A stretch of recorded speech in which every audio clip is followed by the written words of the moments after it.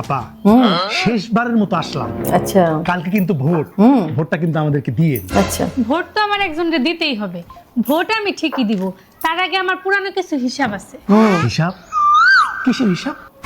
আমার হিসাবগুলো আমারে বুঝাই দেন, তাহলে ভোটটা আমি আপনাকেই দিব। আচ্ছা আচ্ছা হিসাব হচ্ছে, জন্ম সনদ সংশোধন করতে গেছি ৬,০০০ টাকা দিছি, আচ্ছা। জাতীয় পরিচয়পত্র সংশোধন করছি ১৫,০০০ টাকা, পাসপোর্ট করতে গেলাম ওইখানে লাগলো ১২,০০০ টাকা, সরকারি হাসপাতালে কেবিন নিব আমি ৩,০০০ টাকা দেওয়া লাগলো, বাড়ির নকশা পাস করলাম ৫০,০০০, গ্যাসের লাইন নিলাম ১৭,০০০, কারেন্টের মিটার লাগালাম ৮,০০০, একটা মিথ্যা মামলার ফাঁদে পড়লাম ওইখানে দিলাম ৫০,০০০ টাকা, থানায় আমি জিডি করব ২,০০০ টাকা, নতুন জমি কিনলাম জমির খারিজ করতে গেলাম সেইখানে আমার বেশি টাকা দিতে হবে, সরকারি ফি এর বাইরে নির্ধারিত বেশি টাকা যদি আমি না দেই তাহলে তারা আমার এটা করবে না। তাহলে আপনি বলেন আমি এখন কি করব?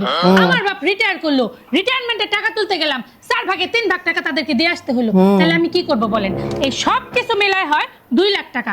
বিগত বছরে আমার প্রাপ্য সেবা নিতে যায় আমার এই ২ লাখ টাকা আপনাদেরকে দিতে হয়েছে, সেই ২ লক্ষ টাকা আজকে আমাকে বুঝাই দিবেন, তার সাথে আগামী বছরগুলোর জন্য অ্যাডভান্স আরো ২ লক্ষ টাকা দিয়ে যাবেন, তাহলেই ভোটটা আমি আপনাকে দিব। লাভলি।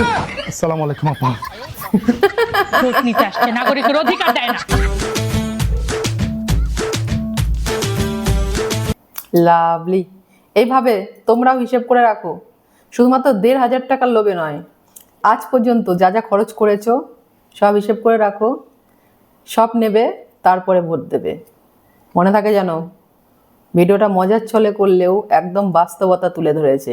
আমার হেব্বি লেগেছে। তোমাদের কেমন লেগেছে অবশ্যই কমেন্ট করে জানিয়ে যাবে। লাভলি।